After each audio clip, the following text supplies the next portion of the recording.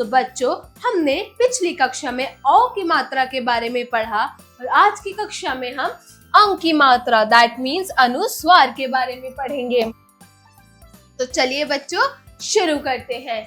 अध्याय 12 अनुस्वार की मात्रा वाले शब्द।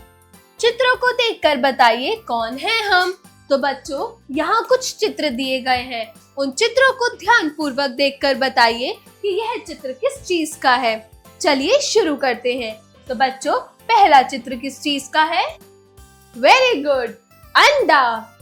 अ अनुस्वार ड आ अंडा। बच्चों, क्या आपको पता है कि ये जो अनुस्वार होता है, इसकी जो ध्वनि होती है वो न में इंक्लूड की जाती है। इसकी जो ध्वनि होती है वो न की आती है।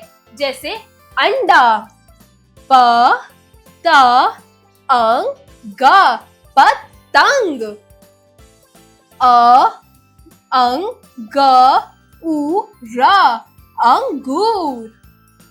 केवल पठन हेतु, सिर्फ पढ़ने के लिए। तो बच्चों, यहाँ कुछ अनुस्वार के शब्द दिए गए हैं। वह अनुस्वार कहाँ कहाँ यूज होता है उसके बारे में पढ़ेंगे। तो बच्चों, चलो मेरे साथ ये इन शब्दों को दोहराओ। पंख, झंडा, कंठ, शंख।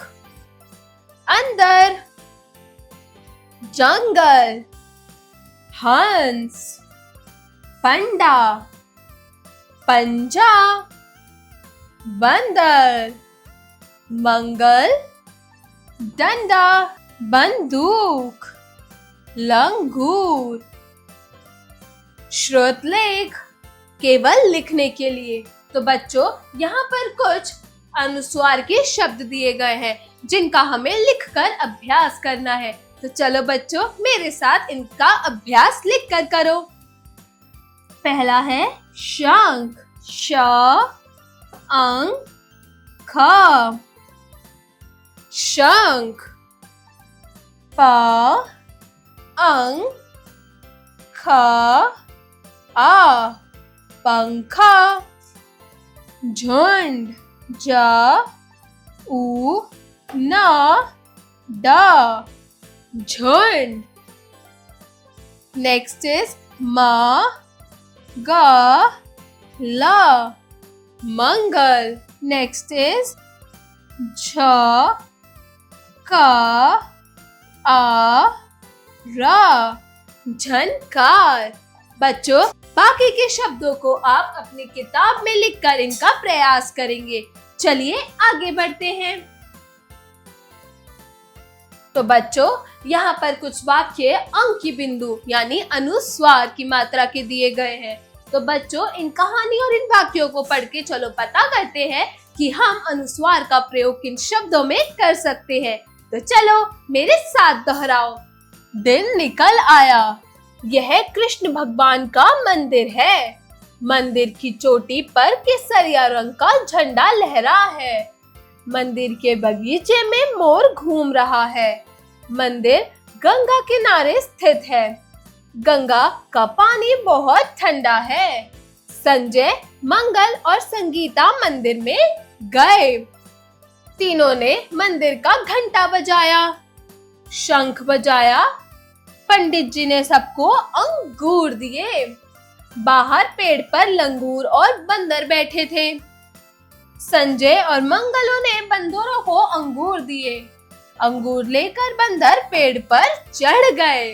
तो बच्चों, इस कविता में मंदिर, रंग, झंडा, ठंडा, संगीता, मंगल, संजय, तीनों, घंटा, लंगूर, बंदर, मंगल इत्यादि शब्दों में अंग की बिंदु दैट मीन्स अनुस्वार का प्रयोग किया गया है। चलिए अब आगे बढ़ते हैं। उड़ी पतंग, उड़ती खोलकर अपने पंख, जगाती सबके मन में उमंग। आओ मिलकर उड़ाए पतंग, आकाश में भर दो अपने रंग।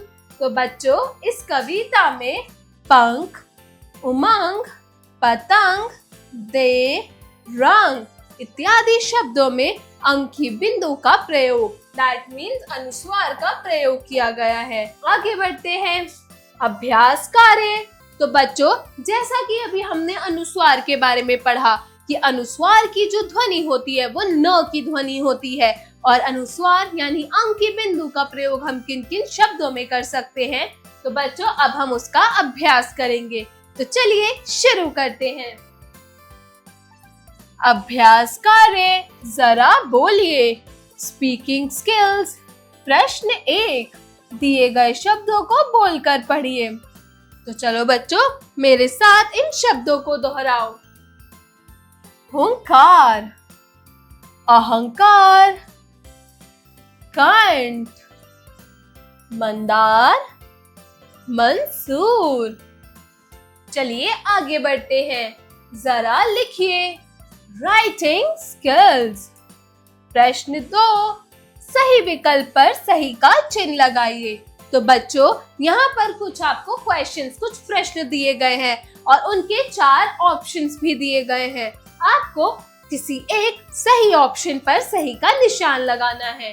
तो बताओ बच्चों, मंदिर किस भगवान का था? Very good, that's an correct answer. Krishna का मंदिर था।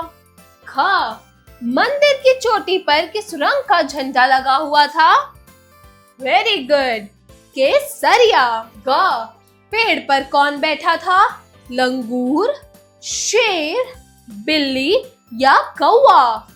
वेरी गुड, लंगूर। जरा सोचिए, क्रिटिकल थिंकिंग। प्रश्न 3, सही मिलान कीजिए। क, अंगूर की सेम प्रोनाउंसिएशन क्या होगा? लंगूर। पंडित, पंडित हमें कहाँ मिलता है? मंदिर में, तो हम इसे मंदिर से मिलाएंगे। गंगा का पानी कैसा होता है? ठंडा। वेरी गुड बच्चों। सो बच्चों, इसी के साथ आज का ये अनुस्वार का पाठ हमारा खत्म होता है। मिलते हैं नेक्स्ट क्लास में विद द न्यू चैप्टर, एक नए चैप्टर के साथ अगली क्लास में। बाय बाय बच्चों।